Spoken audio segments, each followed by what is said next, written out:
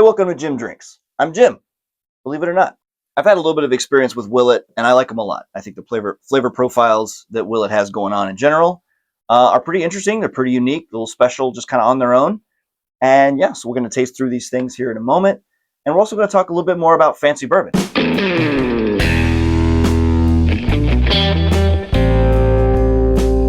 So anyhow, let's dive into the Rowan's Creek here. This is 100.1 proof, as I mentioned. I'll look at it actually here on the light. It's amber, but it's a little more to the yellow side of amber, honestly. Let's give a little sniff. Yeah, vanilla, I mean, there's definitely a fruitiness there. I can't really put a more specific point on it. I thought for a moment there I had a little bit of a sugar note that I can't quite put a finger on. I get a lot of black tea tannins on this one. There's a fruit note in there, right? But it is kind of an undertone almost. And it sits behind a little bit of spice. It's got that, and then the finish on this is nice. Some of that black tea and maybe a little bit of like a not quite a brown sugar, but it's not like a white sugar. It's a little bit syrupy. I'm not sure what that sugar note is. That lasts into the finish a little bit there. It's good. I think it's a nice flavor profile. It's one that I expect to kind of carry through with all of these bourbons, just because that's been my experience with Willett's bourbons so far. But we'll see. Let's take a step up in proof now. This is the Pure Kentucky. This is their 107 proof. I did look this one up on the website. It's a high corn mash bill. There's a tiny bit of rye. I think it's a 7% rye, so low. Not at all what I would call a high rye. But there is some rye, right? Let's check out that nose, huh? There's definitely more of a brown sugary... Oh, it's much sweeter, much less of, like, far less of that black tea kind of tanniny thing happening. That's pretty smooth, actually. I mean, for being 107 proof, I don't think it drinks like that. Not a lot of fruit there. I get a lot more of like a bready, like maybe like a bit of a graham cracker thing. That's good though. I like that. All right, Noah's Mill. This one steps up. This is 114.3 proof. So also a small batch, not a single barrel. All right, let's see. A little bit darker on this one. Ooh. I'm gonna say, I mean, it's similar to the Pure Kentucky. I think just a little less sweet, perhaps. Let's taste it. Oh, wow, interesting. This one's definitely kind of a synthesis of the first two. Like, it's got a little bit of that. It's got more of the black tea tannins that the Rowan's Creek had going on. It's got a little bit more of the graham cracker that the Pure Kentucky has going on. That's, I mean, it's literally a combination of the first two. That's good. I mean, it's a little bit of it's got a little bit more heat in it, just by the fact that that it's 111 instead of more proof, or 14 rather, 114. As far as flavors, as far as complexity, that's the best of the three, right? So, I mean, what we have here then is a direct step up in terms of flavor complexity. This is barrel 2038, which, as I was able to tell, closest I could be able to tell, is that suggests that this is the high corn, high entry proof mash bill. 12 years, 126 proof. So again, we take another 12 points in proof step up above the Noah's Mill. This is bottle 31 out of 108. So I only got 108 bottles out of this one. Ain't no Saguaro in Texas. That is apparently a line from a song. Who the fuck is this song from? I'm blanking on that. Once again, I'll put it on screen because my memory sucks. All right, it's time for this 12-year. It's darker than the others for sure. I mean, this is 12-year. Probably the oldest we have up here is, I would guess, maybe 7-year on the Noah's Mill. If I can verify that, I will. And I mean, to be clear, I'm pulling that number out of my ass, right? Like, that's not based on anything real. That's pure speculation. Let's see. Dark in color. Very nice, rich, dark amber. I love the color on this thing. The nose on this one is, this was maybe one of the first bourbons that I ever tried to smell on and thought, holy shit, I can smell other things in that.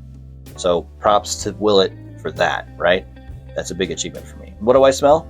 I smell apple, right? Like the smell of a red apple peel. A little bit of brown sugar, maybe. There's definitely a hint of vanilla in there. Yeah, I mean, it's good stuff. It's got a good nose on it for sure. That, I mean, damn, okay. Yeah.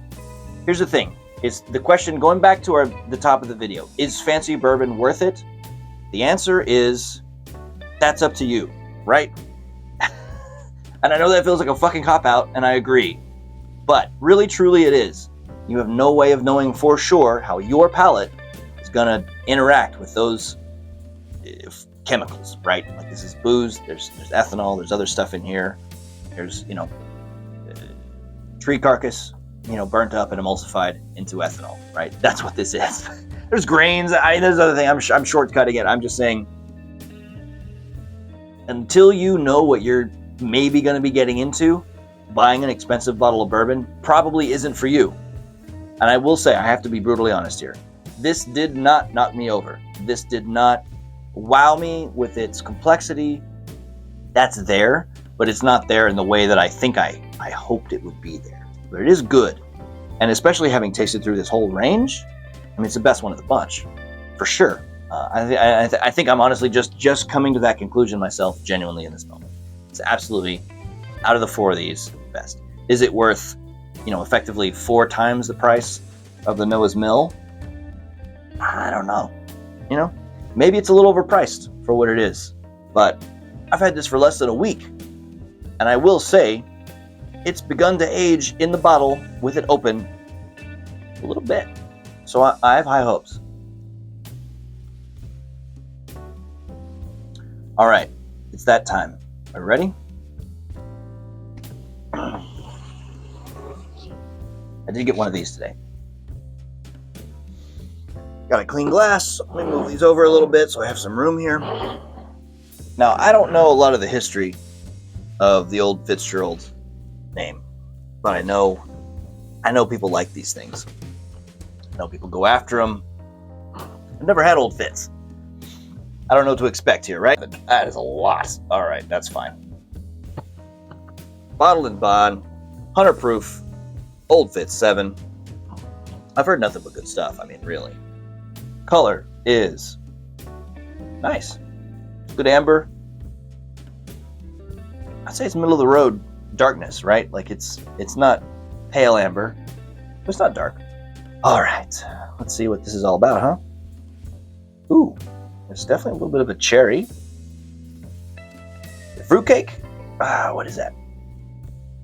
A little bit of a fruity.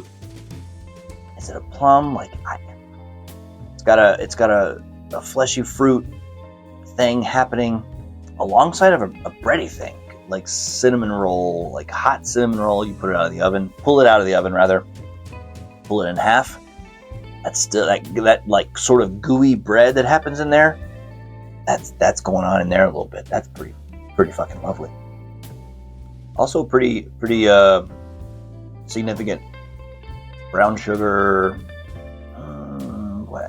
Yeah, it's brown sugar for sure, but it's brown sugar plus. It's not. Is it molasses? I don't think it's molasses.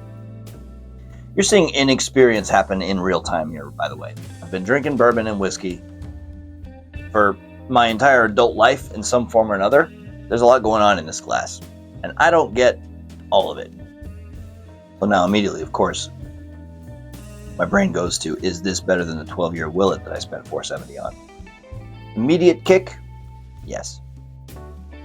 Now that I've had that Willett open for a week, I don't know.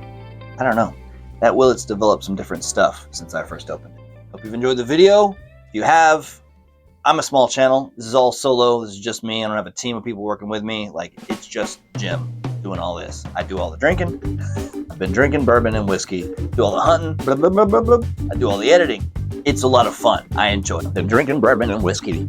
Your subscription to my channel, your likes, your comments, all that shit helps me out. If I've talked about anything today, it's bang for buck. And you know what? All this shit, absolutely free. So if you like what you've seen here and you think it's a good time, come along. Let's do it. Anyhow, enough out of me. I've said the things. Now it's on you, right? Go enjoy some whiskey. Go enjoy some bourbon. If you're a fancy bourbon drinker, hell yeah. Drink that fancy bourbon. Be nice to your liquor store clerks. Treat them well. They hold your future in their hands. Been drinking bourbon and